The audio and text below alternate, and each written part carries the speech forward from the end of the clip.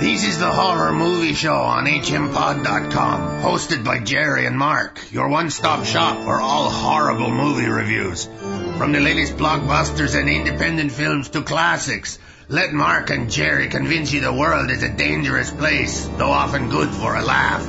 Now come and listen to the Horror Movie Show, if you dare. Hola, folks. Jerry here. And Mark. Bringing you another episode of the Horror Movie Show on hmpod.com and The Crypt, and also... that other thing. iTunes, that's the ticket. I've noticed a lot, talking about iTunes, I notice a lot of movies have people with iPhones or Macs and things like that, and they tend to be murdered all the time. So I'm thinking, you know, remember that movie we watched just recently about the girl on the Social Network? She had a Mac, and she had an iPhone, and terrible things were happening. Right. The Den? Yeah. The Den? The Den, yeah. I'm thinking, you know, if you want to stay safe, Android's the way to go. I heard that there's now no more support for Windows XP. Yes, after many, many years. It came out in 2001. Yeah. That's a long time to support an operating system. It is, but on the other hand, they didn't really come up with anything better. Sure they did. Well, there's still plenty of people using that XP. And Windows 7, well, I've always liked it more than XP. Okay, there you go. And Windows 8 is just a slight advancement of Windows 7. That's about Bill it. Gates might be trying to buy some good press now, but to me, he's the most evil creature that's ever crawled on the face of this earth. Why do you say that? Just because I like to. Because I think reason. Steve Jobs is the evil. Oh yeah. Yeah. Definitely. Yeah. But he's like the cool Bond villain. Bill Gates is like the crooked accountant down the street. What do you mean crooked accountant? There's nothing wrong with an operating system that runs business applications. What's wrong with that? It was a need and he fulfilled it. Yes. And he's giving a lot of his money to charity. Whereas I didn't see Steve Jobs doing anything. No, he never did. He kept everything in a sock. Yeah. He kept all his money in used uranium. The only thing he was concerned about is how does he overcharge all of his faithful users. That and buying himself another 6 months of life. They perfected that. They say, oh, here, we'll put another processor in it. Everyone goes, woo, that's good enough for me. Let's go buy it. Right. You know, the masses. You got to wonder. Okay. Poor Mark. I'm not poor. Poor Mark. Oh, I don't know. It just seems to me So remember, if you are on the Apple bandwagon, you will be killed sooner or later by some slasher. But you'll have a better time before you die. Contract a disease of some sort. At least you have virus. You'll have better graphics before you die. No, you won't. Okay, so we got a whole slew of movies. If we can get away from the scintillating conversation about computers, we've got a bunch of movies to talk about. We got. Let's start with Magic. Where does this title come from? I don't know. Let's talk about that. It has nothing to do with the movie. No, let's talk about that in a moment, perhaps. It's a 2013 movie written and directed by Sebastian Silva.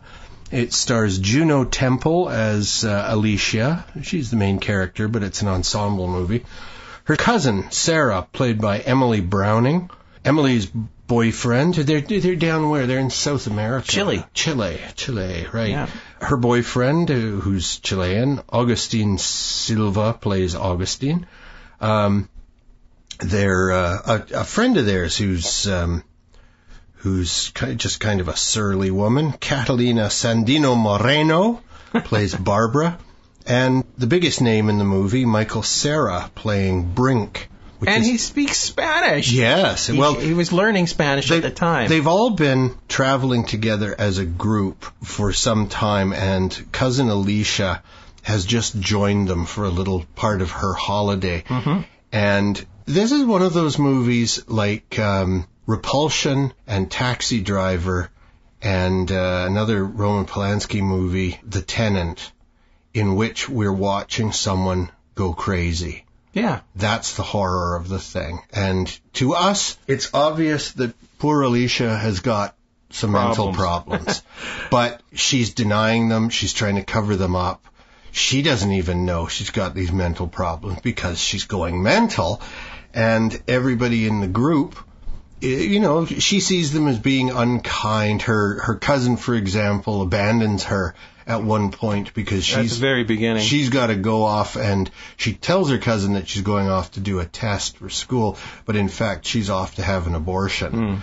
So that's nasty. Everybody has their own stuff to worry about. That's what I notice. Everybody has their own life.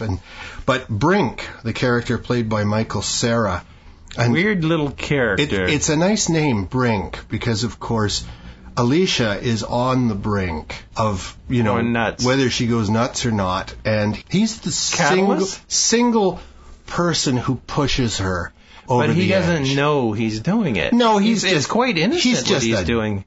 Jerk. He's just a real unpleasant I think he's character. trying to play like a suave Spanish boy who, you know, he's going to hit on her or throw lines at her or try to just ruffle her feathers, whereas he doesn't realize that she's going nuts. And then the things that he is doing is really causing big repercussions in her life. See, I think he's being mean to her right from the beginning because he's definitely got some issues himself, as many young people do. I get the idea that the Brink character isn't quite sure of his own sexuality. And literally or figuratively, he doesn't know how to handle a woman. And so he's still doing the equivalent of dipping her pigtails in the inkwell, punching her in the arm because he likes her but doesn't know how to say it. Yes. Just because he's an extremely immature person. I don't think he's certainly not trying to impress her. He's scared of the females, I think. I do. I think I know he really reacts badly when she pulls his face into her crotch. Well, he wakes up and she's straddled his face, and she's having blackouts. She doesn't even know these things are happening. It's not quite a split personality, but she's sleepwalking. And she's also the Barbara character, the other Latino gal.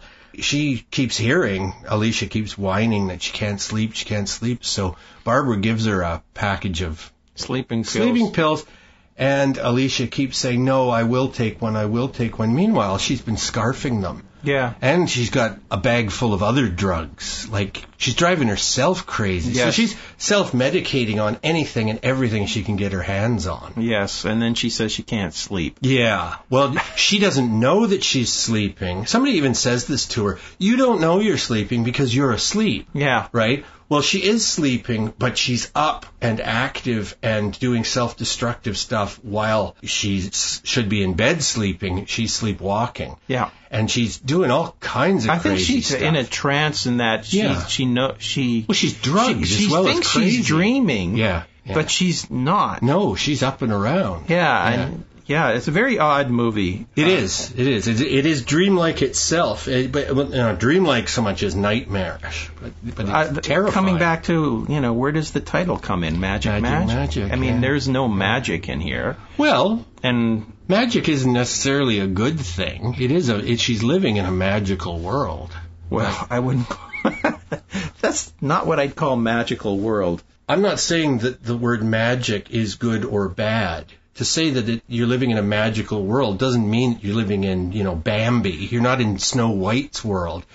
It's just magical things can happen, and that can be bad as well as good. Like Pan's Labyrinth was a magical world. Yes, but there was no magic in this movie. No, the world she's living in. Her fantasy world is a magical place. Like it's fantastic. It's weird. Things are happening that she can't explain, right? That's the point of the magic in the title, I think. Okay, well, it's like fantasy. The word fantasy doesn't necessarily mean good or bad. No, but what magical things happened in this movie, in her world?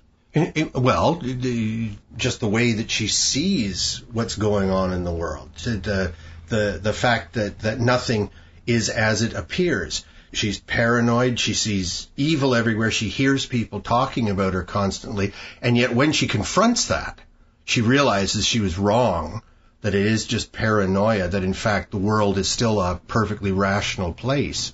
But then she slips off the edge again, takes another fistful of pills, and she's back in Fantasyland. I mean, that's the magic to me. I'm not saying it's a good title, and I don't know why it's Magic. Yeah, double magic. Yeah, no, I don't know. It could have been Magic Squared. Perhaps it's the original Spanish title. Maybe it's a play on the words that it's magical magic. Yeah, that's right. It could be Magic. Yeah. Yeah. But in any case, poor Alicia, I really felt for her because she's kind of abrasive, but that you quickly realize that it's because she's got but at the same time, problems. Nobody realizes that she's going crazy. No, because she's hiding. They don't understand her. Yeah. And and when she says things, they call her on it, and then right away she backs down. Yeah. The ending of this movie was just weird. Yeah. It's like, whoa, okay, this is where some magic comes in. Oh yeah, well exactly. There is a it's more of a voodoo kind of thing. Yeah. Like, I don't know what it is. Once she's had her total psychotic break, they're in the middle of bleeding nowhere. Yeah. Up in the mountains of Chile. And I think that sets her off at the beginning. It's like she's jets in from America to meet her friend and her cousin. Yeah. First thing happens is her cousin disappears and she's left with these complete strangers. Yeah, one of whom is extremely hostile. In the middle of nowhere. Yeah. You know, it's not a big city. It's in a village somewhere. But she shows up and she's already really mentally distressed. I really felt for her in that she seemed to be so isolated from everybody she knew at that point with people that she didn't trust. So I can understand how she would kind of fall onto the deep end because of that. Yeah. But it just escalated, even though these people weren't as bad as she was portraying them. Right. And of course, every unpleasant thing that Brink does to her is hugely exaggerated in her mind. It has intense meaning. They're cruel. There's several of them are quite cruel. Barbara and Brink specifically. They find a puppy on the side of the road, and what do? What do they do with the puppy? What, you're asking me? Yeah. There was two puppies. One had these boils on it. That's right. There were scabs, and they take that one. Yeah, and they kill it. And no, they didn't kill it. They just abandoned it on the side of the road. Oh, it's a parrot that Brink kills. He shoots it with an air rifle. And that really, really gets to Alicia, this wanton cruelty of Brink's. And the fact that after he does it, he's so regretful. Like, oh, I can't believe I just killed this parrot. No, but he's a liar. He's just lying. It's like a little kid with a toy. And the beautiful thing that the writer-director does is gets Brink to tear a page out of a magazine of a parrot picture, and he scribbles a note at the bottom of it and hides it in Alicia's room. So when she finds this, and then eventually when she has a total break, her cousin and her friends find this picture and think it's hers. And Brink is just standing in the background watching what he's hugely contributed to, this total psychotic break. This poor girl is just absolutely insane. And all he can do is stand at the back, and he's a coward. He doesn't say, well, I put the picture there, you know. Her paranoia is so mixed in with actual incidents. Yes. You don't know where her craziness begins and where the real malicious behavior of Brink, where that starts. Oh, Brink is like a little kid. Yeah, he is. That's what I mean. Toying with a girl, like you said, with the very childish. At the same time, when things go bad, he's not willing to admit his portion of it. Well, he's also that's also childish. Yeah. No maturity whatsoever. Yeah. And that's the last sort of person that she should be around when her sanity is very thin ice. Yeah, and the whole fact that they hypnotize her at some point. And whether she's really hypnotized or whether she's just sort of dropped into that crazy sleepwalking state, and she demonstrates how self-destructive she is. Yeah, they don't take her to a doctor at that point. They don't believe that she's hypnotized, so they're kind of like saying, okay, do this, do that. Brink is telling her to do destructive things, like put your hand in the fire. No, he didn't say that. He said put your face in the fire. Does he? Yeah. Oh, I thought he said hand. Which I thought was weird. Yeah. But this was after a bunch of suggestions were thrown out into the air, and she was dancing. Dance like a whore. Yeah, dancing like a whore, and do this, and then all of a sudden he says, "Put your face in the fire," and she goes towards the fire, and she gets down on her hands and knees, and she reaches forward and burns the hell out of one of her hands. Yeah, which I thought burnt very easily. That's well, I got the idea that she touched like one of the rocks in the fireplace, and that's going to scorch you pretty darn quick. Anyway, okay, so we're spending a heck of a lot of time on this movie, but it was a good movie. Brings up a lot of questions, and I must say I really like that theme of someone going mad and seeing that because you can see it in yourself, right? Anytime. Yeah, anytime. I see it in you all the time. Shut up, I'll kill you. No, I won't. Yes, I will. Our next movie, a Polish movie, I believe, called Alice from 1988. The original name is Neco z Alenky. Alenky being Alice, I'm assuming. Yeah. Writer-director is Jan Svankmajer, and there's really only one live person in the movie, although she had a stand-in. Alice is played by Kristina Kohutova, pretty young girl, and it is a version of Alice in Wonderland, but mostly focusing on just a few aspects of that story. It does have quite a few of the aspects in it, but they broke away from the story and they would come back to the story, and they broke away and they'd come back. And odd ways. Yes, well, the notion of Alice getting small and getting large, that takes up about a third or half of the movie. No, well, not half. Well, it's a lot of the movie. Quite a chunk. Yeah, but every character in the movie is this beautiful stop-motion animation or puppetry, but mostly it's stop-motion animation, and I wouldn't call it dreamlike again, it's more nightmarish. Yeah. But I always thought there's a nightmarish quality to the original Alice. And there are other Alice movies that are more nightmarish. Yeah. But yeah, this one wasn't as hellish as it could have been. But there was this underlying uneasy feeling about it. It's a beautiful looking movie. Yes, it's very stop animation. And the way they've spliced in the real, the non-animation, the real girl with the animation. Sometimes it works very well. Yeah. And it all takes place in sort of a castle house kind of thing with different layers. Yeah. She's not out in a field or anything, and there are all the characters, the White Rabbit's in there, the Mad Hatter, the Dormouse, March Hare, the Caterpillar. They have the Red Queen, all that stuff. Yeah. So they're all in there. Yeah. There's the Duchess with the baby, the screaming baby.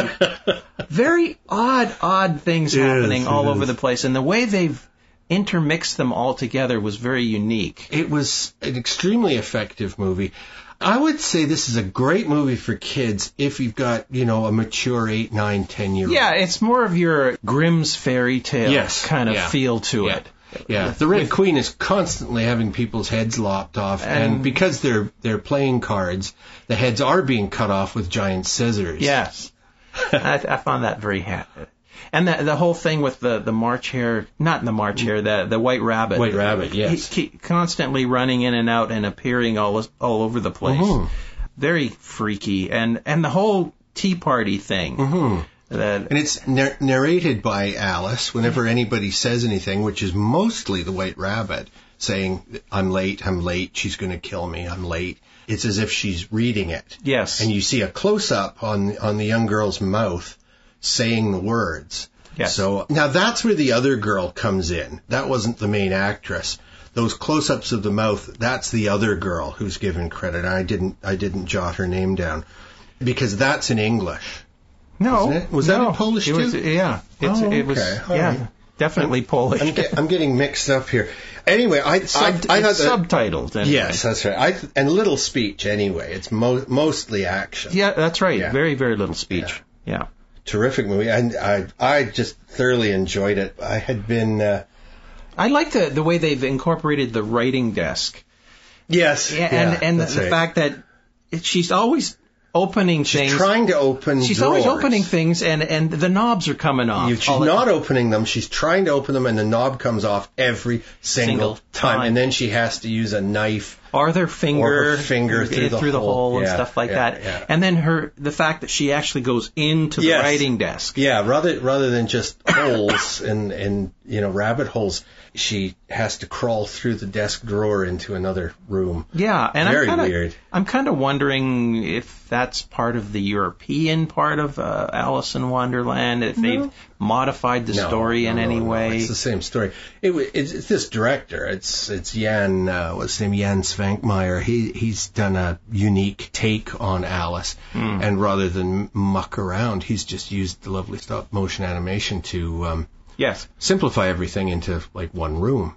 Yeah. So there's the little door, and she can look through, and she can see the place. If there is a garden, it's a cutout garden. Yeah, it's made of paper. Right. Yeah. Where the cards are. Yeah. The hedgehogs were really well done. Yes, yeah. And they're live action at one point. And the flamingos as well. Yeah. They were really well done with the croquet game. Croquet, yeah.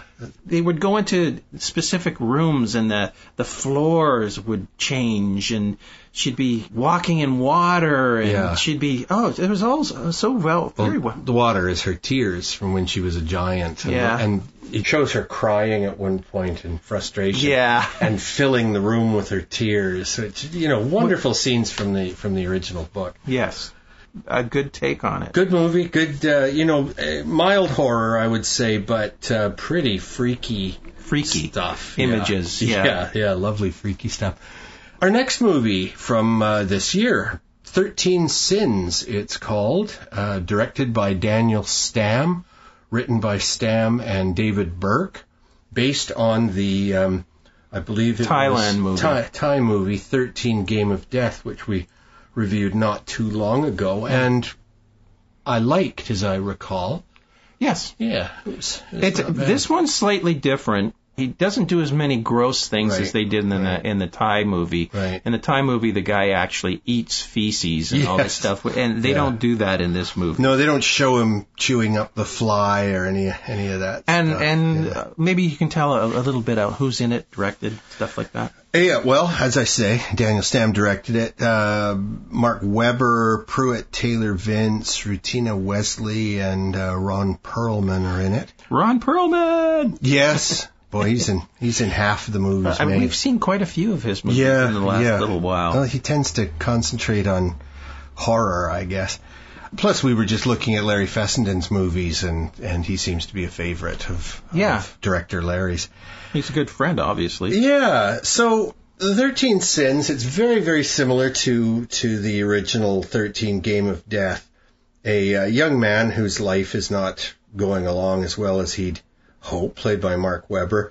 He gets a phone call saying, we're watching you. Well, he needs money desperately. Yeah. I mean, his father is going to be moving back in with him. Mm-hmm. He can't afford. And his girlfriend is supposed to move in with him. Yeah, but now the old man is moving. He's just lost his job. Yeah. Like you say, same setup as the original 13. Pretty much. Yeah. So he's in desperate need of money. Mm-hmm. And this is when he gets the phone call. Yeah. And it starts off much like the original Eat a Fly. Yeah. Catch and Eat a Fly. Catch a Fly is the first one. Eat the Fly is the second one. Yeah. And then things get more and more complicated and dangerous until eventually he's running from the law. Yeah. And that's what Ron Perlman is. He's a cop on the case. Mm-hmm. But is he just a cop? Because this organization... Well, I thought that's the thing I liked about this movie, is it went beyond the other movie. The other movie wasn't as straightforward as this movie. Mm-hmm. This movie had a really good backstory to it, and it's got to do with eons. This 13 tasks have been happening throughout history. Yeah. It's not just this one guy. It's not just a game show the way the Thai movie made it seem. I think it's really interesting in that there are more than one person in this game, and they kind of cross paths. Yeah, that's a nice complication compared to 13 Game of Death. And the fact that this organization that are having them do these things are having them to do certain things. Each of these different players are doing different things to benefit the organization, and they have no idea that they're doing things on a grander scale. Right. And there's this one guy who is caught on to this organization and is mapping all these little things that are happening, and he's got this wall of events, and he's following. That's the Pruitt Taylor Vince character. Yeah, so this movie is much more intricate than the original. Yeah. And I like the aspect of that. I would almost say that it's similar to the movie we just watched with, it was also a remake of a Japanese movie in which the main character is kidnapped and held for 20 years. Yeah. It's all about revenge. Right. What's the name of the actor? Josh Brolin. Josh Brolin is locked up, and what was the movie called? It was called, what's one word? Old Boy. Old Boy, that's right, Old Boy. It also, I thought, explained things better than the original movie did. Yes. I think it started with horror movies being remade from Asian movies, because we've seen several lately. Yes, I know, and they have some great ideas. And very unique ideas, too. Often they're based on comics, on manga. Is I it? think. Yeah, a lot of them are, yeah. I'm not sure that Old Boy was, but another one that we watched not too long ago. Several Japanese movies have been based on manga. And I think it's because manga is kind of a warped media. Sick. Especially when it gets into the sexy little girls and the old men. That's kind of weird. Japan has its problems, doesn't it? Anyway, this movie 13 Sins, back to that movie. Yes, I found it very entertaining. Mm-hmm. There were a few areas where they kind of jumped from area to area that weren't really linear. They weren't linear. I almost like he lost his way and then kind of caught back on the track. Yeah. One thing they left out from the original that I thought was well done was his girlfriend in the original is putting the pieces together, and it gets to the point where she might help him or be a threat to the organization. In this movie, she doesn't really factor into it. No, not at all. Except that the organization threatens her to get him to go along. Right. But other than that, she's hardly in it. I believe that's Rutina Wesley. Yeah, the Ron Perlman character's in it a little more, and he's dealing with the guy that's monitoring this conspiracy theory kind of guy thing. Right. And he's trying to convince the police that there's something happening here. The conspiracy guy. Yeah. Whereas the other guy, the main guy, he's just running around trying to stay away from the law because he's done some illegal things. Absolutely, yeah. But all that will be wiped clean if he makes it to the end. Yes. This is, in a lot of ways, this would make a good double bill with the Human Race movie we reviewed on our last episode. True. You got to get to the end. If you make it to the end, if you complete all your tasks, then you'll be rich and carefree. But at what cost? The interesting thing about the main character, Mark Webber, in real life, he was raised by a single mother, and they were basically down and out in North Philadelphia. They were homeless for a large period of his youth, where they lived in cars and abandoned buildings and things like that, which I thought was kind of interesting. I'm sure he called on his sense memories there and remembered a lot of that.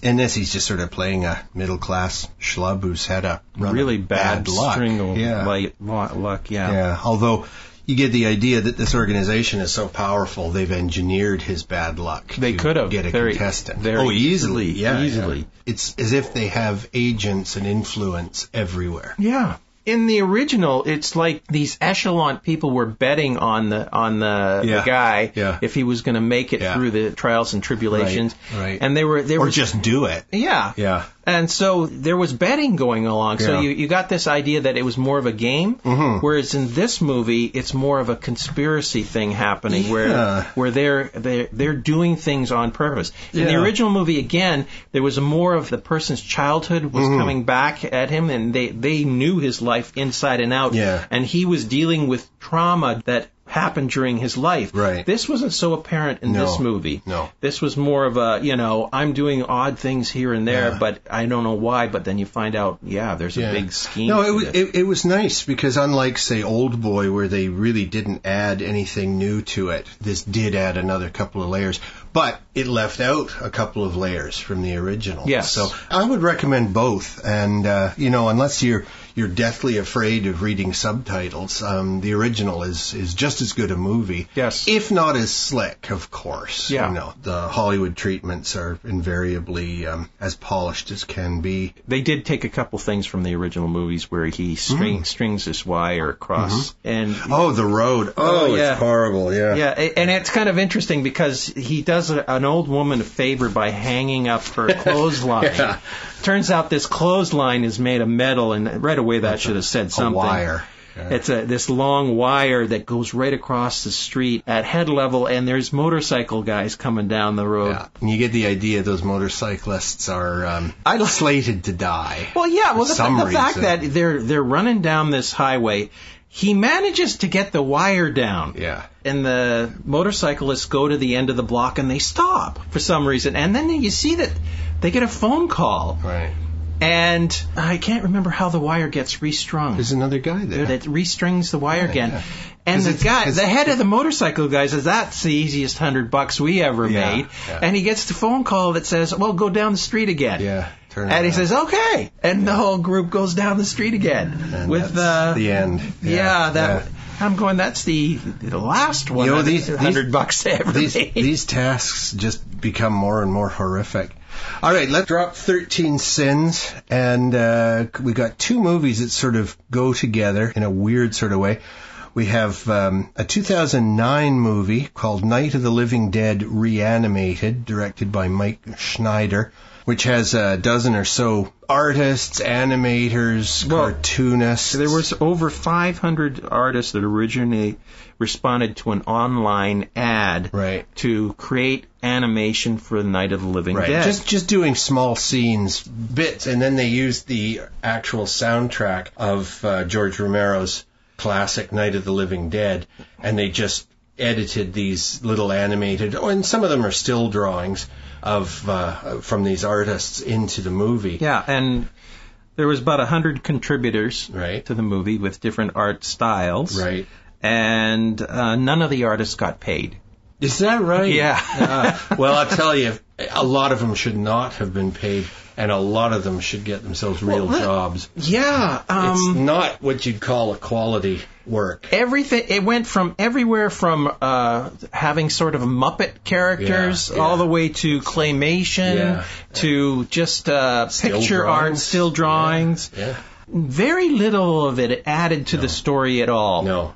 There was only a few clips that I found that they actually did something artistic in the background, and they added to the story, where most people didn't add to the story, they just kind of mimicked the story. Yeah, and as I say, a lot of them really shouldn't consider themselves artists at all. No, not at all. Terrible drawing in some of there them. were some really interesting effects. Yeah. And at one point, they were showing one scene, and there were these little robots, bugs running around on the walls, making webs and stuff. No, they were boarding up the house. Right. And I thought, that's interesting. Right. Okay. But then there are the other parts that, you're going, why the heck did they even bother? Yeah. If you're going to watch this movie, just watch the movie. Just watch the original. Which is much more entertaining Absolutely it is. than this movie. I found this very, very dull. Yeah. Just not enough interesting animation or still drawings of any kind to hold my attention, and it took me forever to get through this because I'd watch 10 minutes and I'd had enough of it. Yeah. And they didn't even seem to get a good quality soundtrack. Like it's third generation VHS copy quality. It's awful. Did you know that well, we'll talk about the other movie which goes together with this, Birth of the Living Dead, a 2013 documentary about Night of the Living Dead, directed by Rob Coons, with our friend Larry Fessenden. He produced it. His company Glass Eye Pix was one of the producers, And Larry is a big fan of the movie and a horror buff, so he's in there talking about it. Plus, he wouldn't have had to ask himself if he was free, knowing his own schedule. Yeah. Other film types, Mark Harris, the producer Gail Ann Hurd, and, of course, George A. Romero himself. And they give you the history of Night of the Living Dead.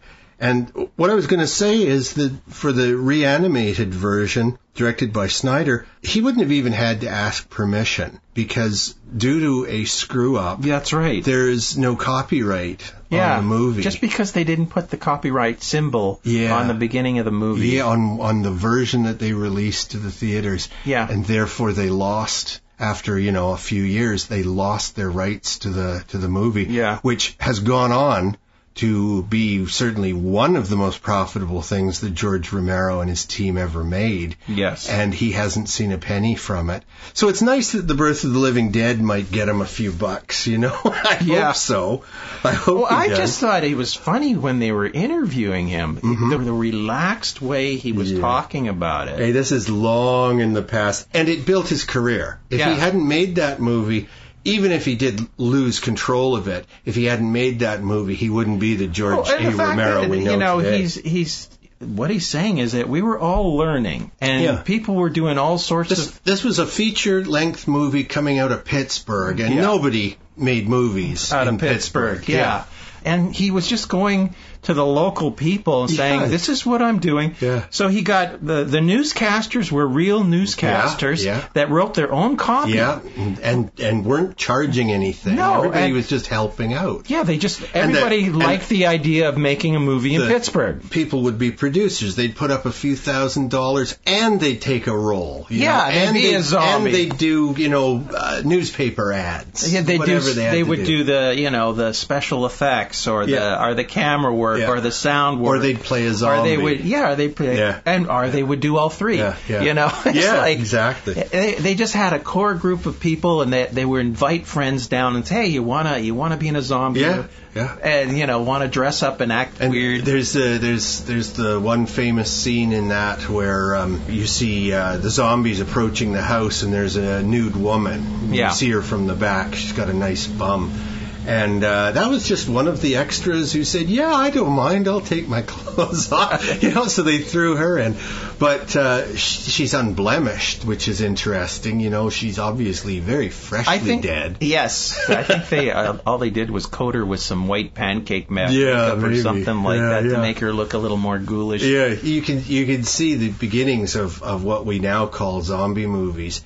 Romero and the group working on this movie were making it up as they went along. And, of course, they were making it up as cheaply as possible because they had no money. Yeah. They had no money. They had no sets. Most of the money it was almost all shot in that one house. Yes. Yeah. Around or in the yard. Yeah, yeah. And it works. Yes. And the problems they had distributing it. Yes.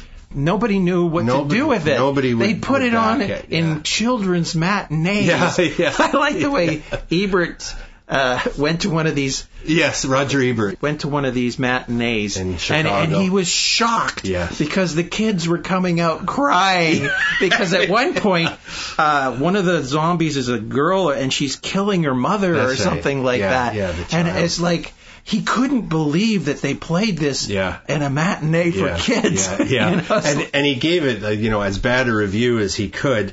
And then a year, 2 years later, he took that back. He apologized in his review and said, I was wrong. It's actually an interesting movie. But however, for the wrong audience. It's still not for 7-year-olds. But I thought everybody who's interviewed, and there's not a lot, Mark Harris, Gail Ann Hurd, has worked a lot with James Cameron, for example. Larry Fessenden, of course, he's not just a producer and director, but he's one of the best-known actors working in horror today, and Romero himself. And just those four, they all had interesting things to say. Not just about this movie, but its influence on all horror and just changing horror as it had been. I enjoyed the parts where they were saying how they made it. Yeah, it was fun. I mean, it's just haphazard kind of thing and I love the fact that his attitude, I mean, George Romero's attitude was, we were just learning. Yeah.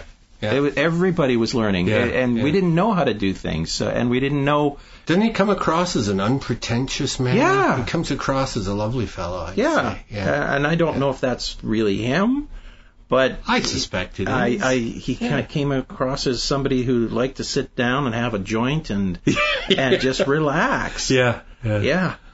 Okay, well, we'll be sued for that. Why? Because that's my opinion. I can't be sued for my opinion, can I? Yes, you can. Can I? Sure. I didn't say he did. Slander. I didn't say he did do these things. You said he's a drug addict. You said he's a filthy drug addict. I said he seemed like a guy that would do that. Sorry, George. And I think he is a guy that would do that. I know I'd do it. Guy. If he sat down and we could have a nice conversation. Go. Well, I don't do drugs. Why don't you phone him up and ask him? Life. All right. So, what do you mean you're high on life? Oh man, talk about calling the kettle black. Except for blood, that's all I need. You drink because blood. The blood is the life. Oh, of course, you drink the blood of Jesus all the time.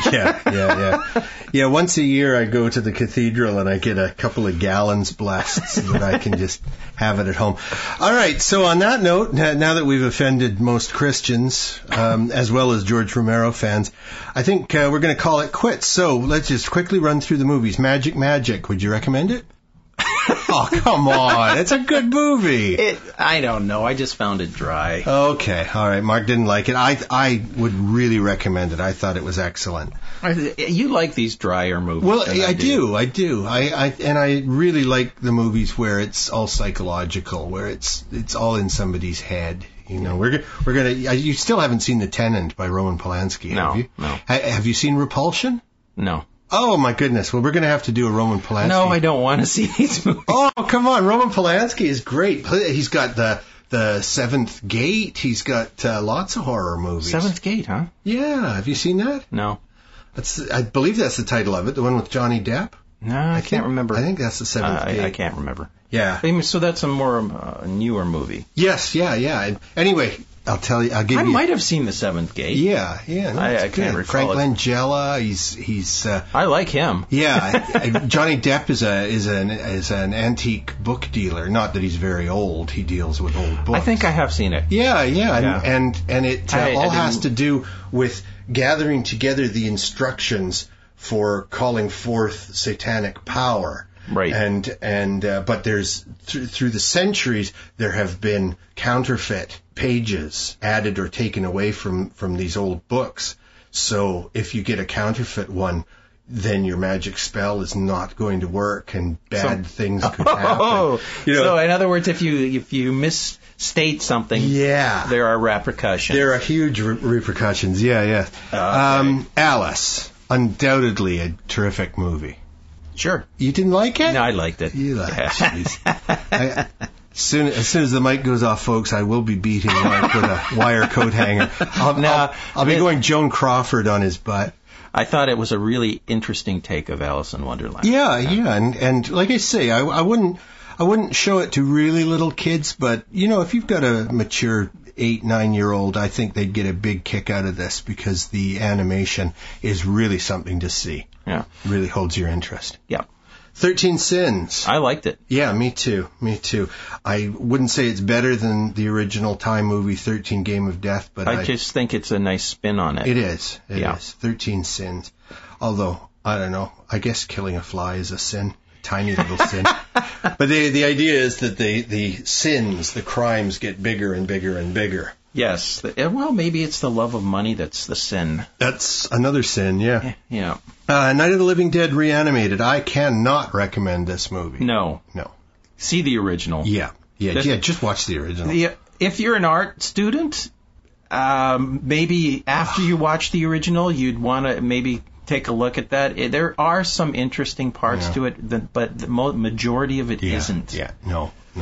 And Birth of the Living Dead, the documentary about Night of the Living Dead. I think it's well worth watching. Absolutely, yeah. We don't see a lot of documentaries in the horror genre, but this is a good one, and it's a movie that deserved a documentary because it did start. Before that movie, zombies meant like voodoo. Yes. You know. Actually, I have an old 1930 movie that I'm watching, Zombies on Vaudeville or something like that. Oh, nice. And our Zombies in Manhattan, I think it's called. Sounds like a Mickey Rooney movie. And it's an interesting movie about them bringing these tribal people to Manhattan to do a stage show in a new restaurant. Right. There you go. I was going to review that one. Okay. Yeah. Well, maybe next time. Okay, folks, so that's about it. Next week we will be back with some more movies. Haunter, 2013 movie. A movie from 1989 called Society. Talk about that soon enough.